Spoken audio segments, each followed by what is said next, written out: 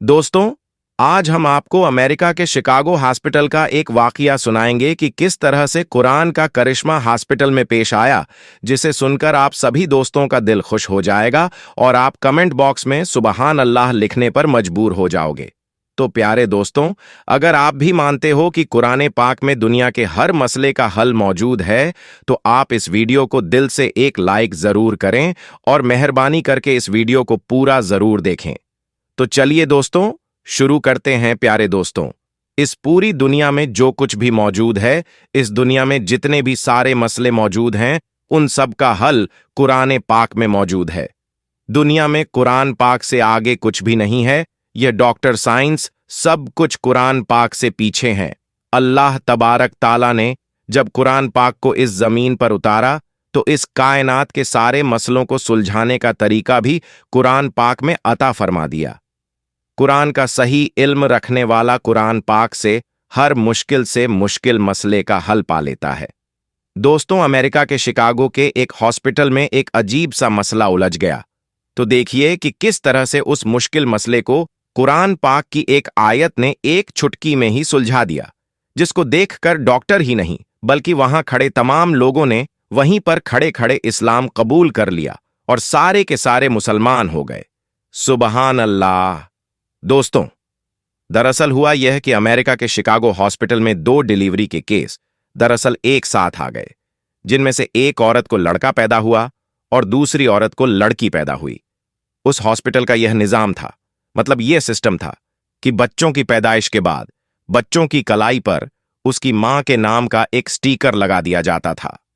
उस वक्त जो नर्स वहां पर काम कर रही थी, वह जल्दबाजी में थी और बच्चों की कलाई पर स्टीकर लगाना भूल गई थी, जिसकी वजह से वह दोनों बच्चे मिक्स हो गए। अब यह अंदाजा लगाना मुश्किल हो पा रहा था कि इनमें से बेटा किस औरत का है और बेटी किस औरत की। इस मसले को देखकर हॉस्पिटल के तमाम डॉक्टर हैरान और परेशान हो गए और सोचने लगे कि इस मसले का हल कैसे सुलझाया जाए। उन्हें इसका कोई आसान तरीका पूछना था, इसलिए वह पास में ही एक दूसरे डॉक्टर के पास गए, जो इराक का रहने वाला मुस्लिम डॉक्टर था। वह डॉक्टर उस मुस्लिम डॉक्टर के पास गए और कहने लगे कि डॉक्टर साहब, तुम तो कहते थे कि कुरान पाक में दुनिया के हर मसले का हल मौजूद है। अब हमें तुम ही बताओ कि हमारे हॉस्पिटल का यह मसला कैसे सुलझे। यह सुनकर इराक का वह मुसलमान डॉक्टर मुस्कुराने लगा और कहने लगा, बेशक कुरान पाक में हर मसले का हल मौजूद है और मैं आपके इस मसले का हल भी जरूर बताऊंगा। माशा अल्लाह उस डॉक्टर का ईमान, लेकिन इसके लिए मुझे थोड़ा और वक्त चाहिए दोस्तों। इसके बाद वह इराक का डॉक्टर बड़े बड़े आलिमों से मिला और इस मसले का जिक्र किया कि अब वही बताएं कि कुरान पाक में इस मसले का क्या हल है। उन आलिमों ने डॉक्टर से वो सारी बातें सुनी, फिर कहा कि बेशक कुरान पाक में इसका भी हल मौजूद है, और कहने लगे कि कुरान पाक की सूरह यूनुस की एक आयत है जिस पर गौर करने पर हमें मसले का हल मिल जाता है, और उस आयत का तर्जुमा यह है कि एक मर्द की हिस्सेदारी 2 औरतों के बराबर होती है, यानी कि लड़के की मां का दूध लड़की की मां के दूध से 2 गुना होता है। और साथ में उन आलिम ने हजरत अली रजी अल्लाह ताला अन्हु का एक वाकया भी बयान किया कि उन्होंने फरमाया कि हजरत अली रजी अल्लाहु अन्हु के जमाने में भी 2 औरतों ने एक ही साथ 2 बच्चे जने, यानी 2 औरतों ने भी एक साथ बच्चे जने। रात काफी अंधेरी थी। उनमें से एक औरत को लड़का पैदा हुआ, तो एक औरत को लड़की। अंधेरा होने की वजह से उनको यह मालूम नहीं चलता कि कौन सा बच्चा किस औरत का है। इस वजह से उन दोनों में झगड़ा हो गया, यानी उन दोनों औरतों में झगड़ा शुरू हो गया। वो दोनों औरतें कहने लगीं कि बेटा उसका है। मसला बहुत ज्यादा उलझ गया था दोस्तों। आखिरकार दोनों औरतों को हजरत अली रजी अल्लाहु ताला अन्हु की बारगाह में पेश किया गया।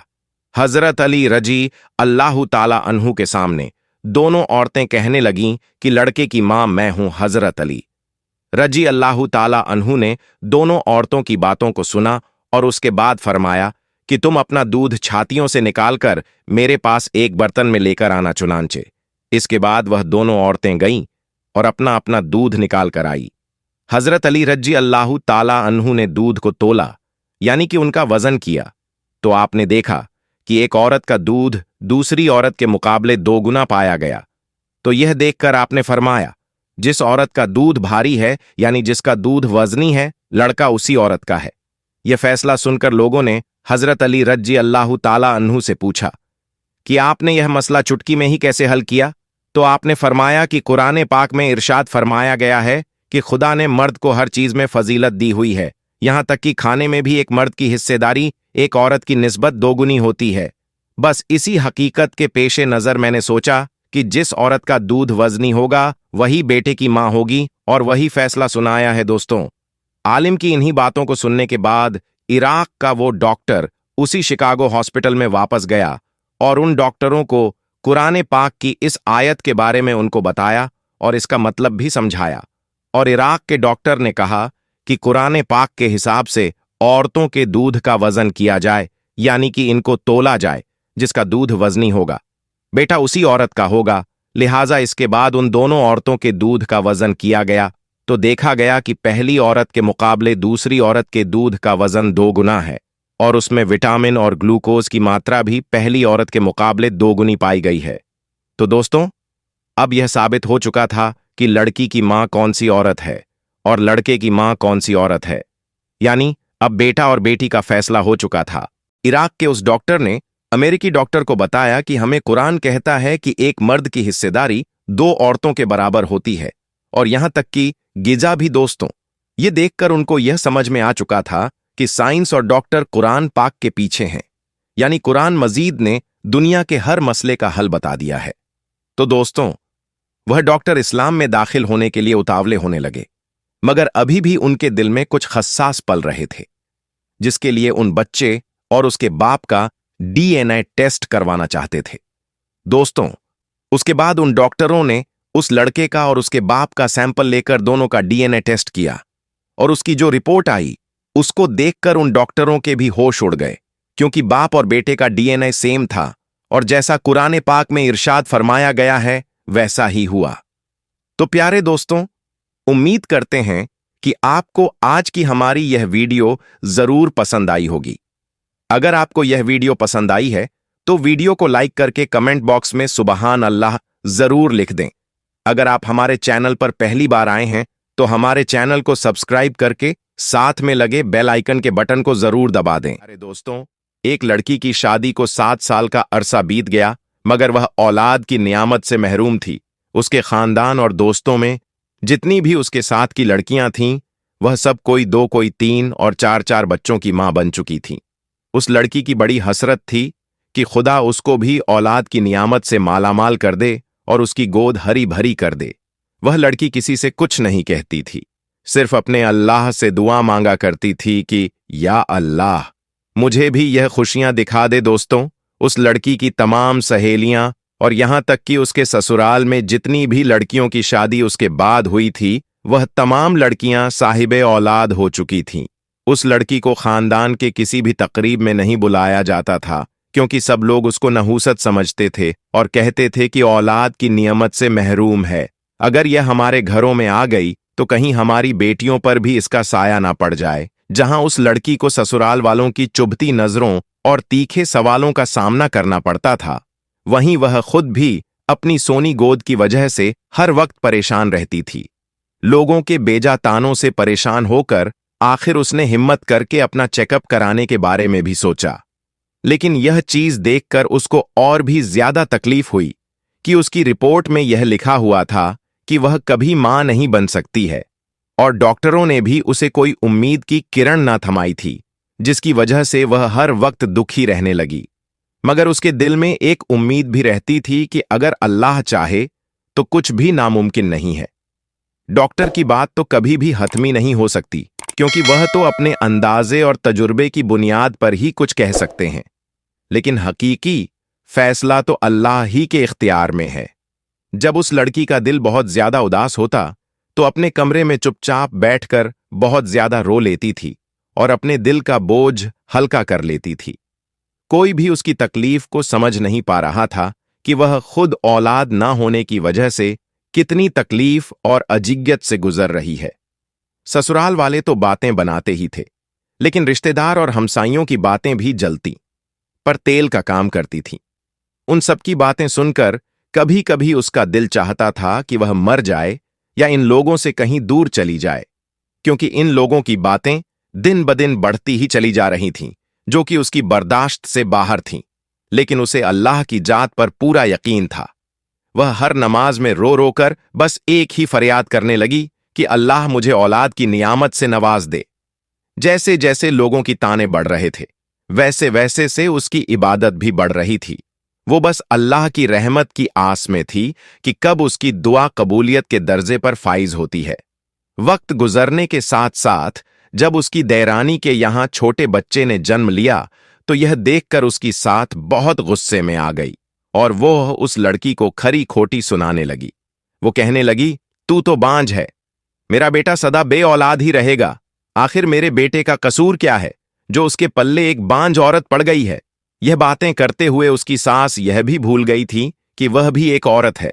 यह सब सुनकर वह लड़की कुछ ना बोली और खामोशी से सर झुकाकर अपने कमरे में चली गई और एक बार फिर खुदा के हुजूर सजदा रेज हो गई और गिड़गिड़ाकर खुदा से दुआएं मांगने लगी। एक दिन वह लड़की अपनी देवरानी के बच्चे को गोद में लेकर बैठी थी और वह उसे प्यार कर रही थी और साथ खेल भी रही थी। उसका यही मामूल होता था। वह अपनी देवरानी के बच्चों से बहुत मोहब्बत करती, उनका बहुत ख्याल रखती थी, उनके तमाम कामकाज अपने हाथों से करती थी। आज भी वह जब मासूम छोटे बच्चे को लेकर अपनी गोद में बैठी थी, न जाने उसके दिल में ऐसा कौन सा ख्याल आया और उसे क्या हुआ कि वह उस बच्चे को वहीं लिटाकर अपने कमरे में आ गई। ऐसा रोई कि घर के तमाम अफराद इकट्ठे हो गए। उसके दिल की हालत को समझे बिना ही सब यह सोचने लगे कि यह देवर के बच्चों से जलती है, हसद करती है और इसी वजह से उन्हें देखकर रोती है। मगर उन जाहिलों को कौन समझाता कि अल्लाह ताला ने उसको ऐसा दिल ही नहीं दिया था जो किसी को देखकर हसद में मुब्तला हो जाता, बल्कि वह तो इस कदर नेक थी, शरीफ थी, सादा थी। उसका दिल इस कदर पाक था कि अगर उससे कोई उसकी खुशियां भी मांगता तो वह खुशी खुशी हंसकर मुस्कुराकर उसे दे देती। वह तो ऐसी लड़की थी जो अपने मुंह का निवाला भी उनको देने वाली थी। वह तो उस वक्त इस बच्चे को देखकर अपनी सूनी गोद से इस कदर दिल गिरफ्ता हुई कि अपने आप पर काबू न रख पाई और आज उसके आंसू भी सारे दम तोड़कर बहने लगे।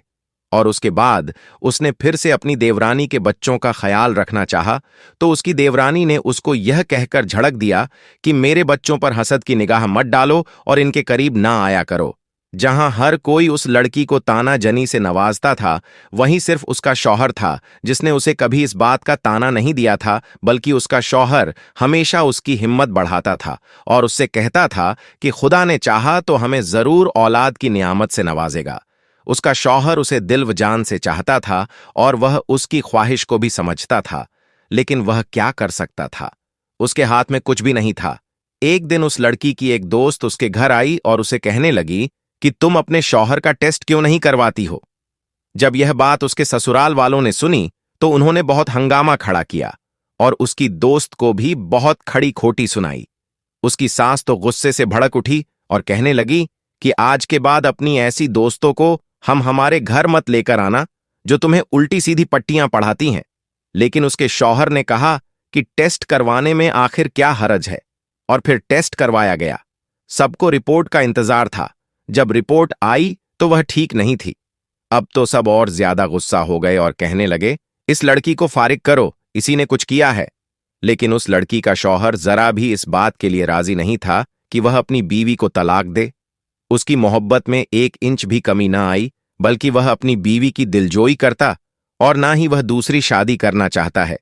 अपनी सास की बातें सुनकर उस लड़की ने अपने शौहर से कहा कि आप दूसरी शादी कर लीजिए, मगर वह अपनी बीवी से बहुत प्यार करता था और वह इस बात के लिए किसी भी सूरत पर नहीं माना। कुछ दिनों के बाद उसकी सास उस लड़की से फिर से झगड़ना शुरू हो गई और उसने अपनी बहू को यह तक कहा कि तुम बददिमाग होने के साथ साथ बददिल भी हो। तुम चाहती ही नहीं कि हमारे घर खुशियां आएं और मेरे बेटे का भी कोई वारिस हो। सास की जली कटी बातें सुनकर वह बहुत परेशान हुई। उसने वजू किया और नमाज के लिए खड़ी हो गई। जब दुआ के लिए हाथ उठाए तो ऐसी रक्कत तारी हो गई कि उससे कुछ बोला भी ना गया और फिर वह सजदे में गिर गई और अल्लाह से गिड़गिड़ाकर फरियाद करने लगी, या अल्लाह, अगर तूने मुझे बे औलाद रखना है तो तूने मुझे इस दुनिया में औरत बनाकर क्यों भेजा है औरत मुकम्मल ही औलाद की वजह से होती है। ऐ मेरे रब, तूने मेरे वजूद को अधूरा क्यों रखा है? या अल्लाह पाक, सारी दुनिया के डॉक्टर जो चाहे मर्जी कहते रह, मुझे तो बस तेरा ही आसरा है। या अल्लाह, मेरी वजह से मेरे शौहर को तकलीफ और इस महरूमी से ना गुजार। या अल्लाह, तू हर चीज पर कादिर है। तुझे तेरे प्यारे हबीब मोहम्मद सल्लल्लाहु अलैहि वसल्लम का वास्ता है, मुझे औलाद की निमित से नवाज दे। उस रात उसने सजदे में रो रो कर ऐसी फरियाद की कि उसकी आहों बका सुनकर कायनात की हर शे शायद उसकी सिफारिशी बन गई और अल्लाह पर उसका भरोसा जीत गया। और चंद हफ्तों बाद वह हुआ जिसकी किसी को भी उम्मीद ना थी। डॉक्टर बार बार हैरत से उसकी रिपोर्ट को देख रहे थे। वह कह रहे थे, यह तो कोई मोजिजा ही हुआ है, आज से पहले कभी नहीं हुआ। और फिर उस लड़की को जिंदगी की नौयद सुनाई दी और उसके कानों को खुशी की यह खबर 7 साल बाद सुनने को मिली कि वह मां बनने वाली है। यह सुनते ही वह औरत उसी वक्त बगैर किसी की परवाह किए अस्पताल के फर्श पर सजदा रेज हो गई और शुक्र अदा करने लगी कि या अल्लाह, तेरा शुक्र है, तूने मेरी दुआओं को कबूल किया और मुझे अपनी बारगाह इलाही से खाली ना लौटाया। उस लड़की को जमीन पर सज्जद रेज देखकर डॉक्टर भी हैरान रह गए और उन्हें अब समझ आने लगी कि यह मोजिजा कैसे हुआ। जो शख्स खुदा पर कामिल यकीन रखता है, ऐसा हो ही नहीं सकता कि खुदा उसे खाली मोड़ दे। यह खबर जब उसके घर वालों तक पहुंची तो सब हैरान व परेशान थे कि क्या ऐसा भी मुमकिन है कि वह औरत जिस पर बांझपन का ठप्पा लग चुका था, जिसे दिन रात लोगों की कड़वी कसैली बातों और चुभती नजरों का सामना करना पड़ता था, खुदा ने उसकी गोद हरी भरी कर दी। यह मोजिजा उस लड़की का खुदावंद ताला पर यकीन की वजह से हुआ था, क्योंकि वह कभी भी खुदा ताला की बारगाह से ना उम्मीद नहीं हुई थी। उसने अपना दुख कभी इंसानों के सामने नहीं बांटा था, बल्कि वह सजदों में अपने खुदा के साथ अपने दुखों को बांटती थी और उसे अपने सब्र का अजर भी मिला देखा। दोस्तों, आज की वीडियो से हमें यह सबक मिलता है कि चाहे कुछ भी हो जाए, कि किसी भी हालत में ना उम्मीद नहीं होना चाहिए।